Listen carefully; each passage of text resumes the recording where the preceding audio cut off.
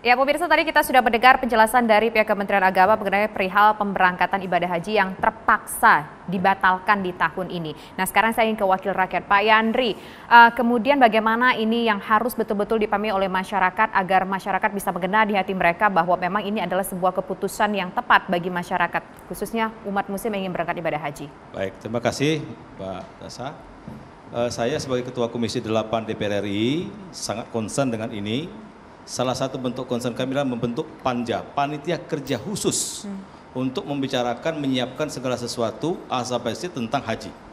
Dan itu dimulai di akhir tahun 2020.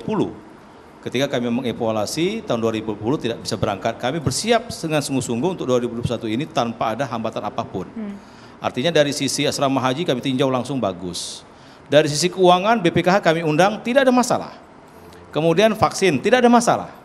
Nah, yang jadi masalah memang sampai detik ini, dan kami dari beberapa kali raker dengan Pak Menteri Agama, dengan rapat dengan pendapat dengan Pak Dirjen, rapat panja, batas waktu kota terendah 1,8%, itu kan ada skenario, mulai dari 100%, 50%, 40%, 30%, sampai 1,8%, itu 1,8% dikasih waktu-waktu itu Pak Dirjennya, tanggal 28 Mei 2021. Bila mana Saudi memberikan kuota sampai tanggal 28 itu, maka Indonesia bisa memberangkatkan. Artinya apa? Di balik itu semua perlu persiapan. Saya setuju dengan Pak Dirjen tadi. Ini bukan memberangkatkan orang dari Serang ke Jakarta kayak saya dari Serang ke Jakarta, bukan. Ini perlu banyak persiapan. Dan yang paling penting di tengah pandemi ini, tentu itu pertimbangan kita dalam negeri.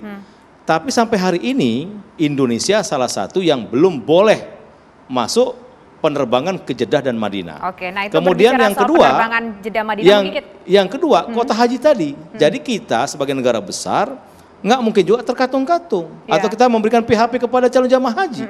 Nah, DPR bersama pemerintah kemarin saya memimpin rapat tertutup, sudah kita bahas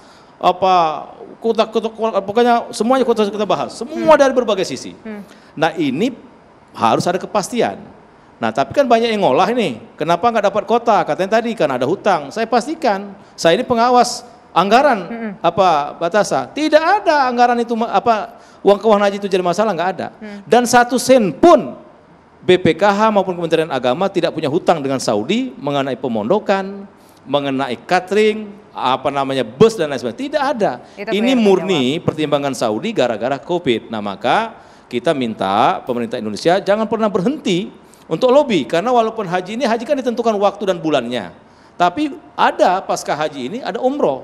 Nah, sekarang kan kita disuspend atau di-ban oleh Saudi, tidak boleh masuk pesawat. Kita minta Pak Jokowi atau Menteri Luar Negeri terus saja lobby supaya pesawat kita bisa mendarat di Madinah, bisa mendarat di Jeddah. Haji mungkin batal tahun ini, tapi umroh bisa kita gerakkan. Itu sebagai solusi untuk kerinduan umat Islam yang memang mau ke tanah suci. Jadi banyak yang masih perlu kita kerjakan. Tetap terus bekerja keras supaya masih ada harapan umat muslim yang ingin pergi ke tanah suci bisa berangkat, meskipun dengan skema haji mungkin tidak bisa waktu dekat, tapi umroh mudah-mudahan ada bisa begitu ya, walaupun mungkin kuotanya terbatas. Nah, ini berbicara tadi Pak Yandri sudah mengatakan bahwa kita saat ini masih di-ban pemirsa oleh Arab Saudi. Nah, ini berikut kita akan melihat pemirsa sejumlah negara yang saat ini diperbolehkan masuk ke Arab Saudi. Memang negara-negara ini kebanyakan adalah negara Amerika, kemudian Eropa, kemudian juga Uni Emirat Arab, negara maju ya, yang kasus COVID-nya mungkin juga sekarang sudah mulai mereda. Dan kita ini cuma satu negara aja nih Mbak Batasa yang penyuplai tertinggi, kan cuma Uni Emirat Arab aja, yang lain kan sangat rendah pengiriman selama ini. Misalnya kita lihat cuma ada satu negara Islam yang diperkenankan, sisanya pemirsa adalah negara-negara Eropa, negara-negara maju, ada negara Amerika Serikat, Inggris, Irlandia, Italia, Jepang, Jerman, Prancis, Portugal, Swedia, Swiss,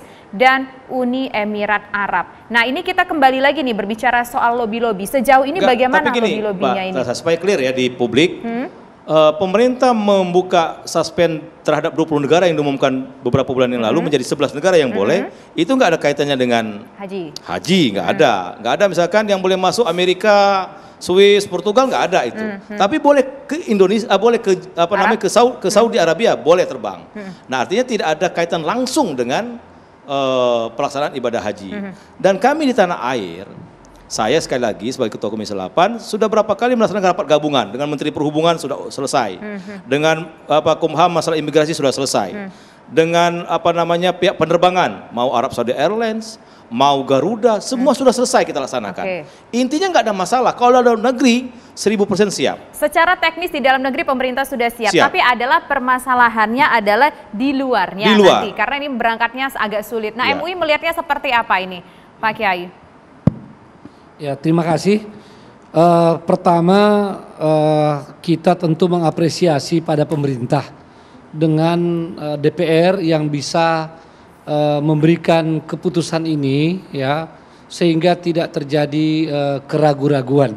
Karena pertama masalah waktu yang diperlukan, yang kedua masalah jiwa manusia ini menjadi prioritas dalam agama kita. Hifdzun nafs itu adalah salah satu yang prioritas dalam al-maqasid asy-syar'iyyah. Karena itu Majelis Ulama Indonesia ketika pemerintah telah berazam, bertekad untuk mengambil keputusan pembatalan setelah konsultasi dengan DPR, tentu Majelis Ulama Indonesia juga memberikan dukungan setelah memberikan catatan-catatan pertanyaan dan semuanya sudah dijawab. Bagi Majelis Ulama Indonesia dan tentu bagi ormas-ormas Islam dan para ulama, para dai, yang paling penting bahwa keputusan itu memang telah dipertimbangkan sematang mungkin, ya, telah telah musyawarah dengan stakeholder bangsa kita, terutama yang berkompeten, ahli-ahli kesehatan, ya, dan mempertimbangkan segala aspek. Jadi ini adalah sesuatu yang tentu patut kita apresiasi, karena bagaimanapun juga dengan waktu yang semakin singkat ini sangat rawan menimbulkan kontroversi. Ya, tentu tidak semua setuju, ya, atau ridho dengan keputusan itu, apalagi para calon jemaah haji. Ya, ini kita semua harus empati kepada mereka, ya. Mesti kita tahu kalau ada yang marah-marah harus kita pahami bagaimana perasaan orang yang menunggu sekian lama, 10 tahun atau bahkan mungkin lebih, dan sudah apalagi yang mengalami pembatalan sampai 2 kali, ya. Maka kita memahami perasaan mereka, kerinduan mereka ke Ka'bah untuk menunaikan ibadah haji, yang apalagi tentu rata-rata yang pertama kali mau haji nih, ya. Nah, tapi kita juga kemudian menjelaskan bahwa di dalam Islam yang namanya ibadah ini tentu ada istita'ah, apalagi haji, ya. Sedangkan sholat itu dilaksanakan dengan istita'ah, kalau tidak bisa berdiri, kemudian duduk, berbaring, dan dengan isyarat. Begitu pentingnya menjaga jiwa dan menjaga kesehatan. Ya, sebab jangan semata-mata orang bilang bahwa ya ini kan belum tentu juga mati. Bukan masalah belum tentu matinya. Dalam Islam itu, ya, sakit yang bisa menyiksa kita pun menjadi alasan untuk udzur, ya, berubah dari satu keadaan kepada keadaan lain. Nah, apalagi tentang haji ini. Tentang haji ini jelas sekali ada istita'ah itu. Istita'ah itu kemampuan, bukan kemampuan finansial saja, ya, tapi dia juga kemampuan kesehatan dan keamanan perjalanan. Ya, dengan kriteria-kriteria ini sudah terjadi kurang lebih 40 kali jamaah itu tidak bisa haji, ya. Baik. Supaya dipahami oleh jamaah bahwa ini, ya, dalam sejarah ini paling minimal itu sudah 40 kali, 40 tahun terjadi seperti itu dengan berbagai sebab, ya. Dan mereka yang belum berangkat haji, ya, ini niatnya sudah sampai, ya, niatnya sudah sampai. Mereka ini orang yang tertahan oleh udzur, ya, tertahan oleh udzur.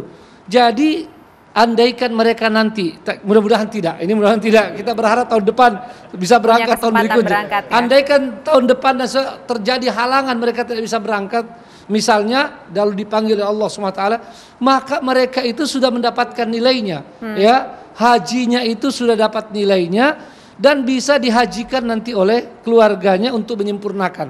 Tapi mereka sudah terbebas dari kewajiban karena ada udzur, ya. Tapi nanti, nah, yang berdosa itu orang-orang yang memang tidak berusaha, tidak mendaftar. Nah, ini yang penting, ya. Cuma memang kami berharap dari Majelis Ulama Indonesia maupun ormas-ormas, pemerintah bisa lebih intensif komunikasi dengan pemerintah Saudi Arabia. Baik. Terutama seperti yang ditayangkan TV One tadi. Ini isunya kemana-mana, bahwa cuma 11 negara yang diizinkan haji. Padahal kan tidak, bukan itu. Diizinkan masuk ke Saudi. Nah, ketika orang membaca Amerika Serikat nomor 1, ya, padahal di Amerika itu paling besar pandeminya. Ini tanda tanya besar di masyarakat.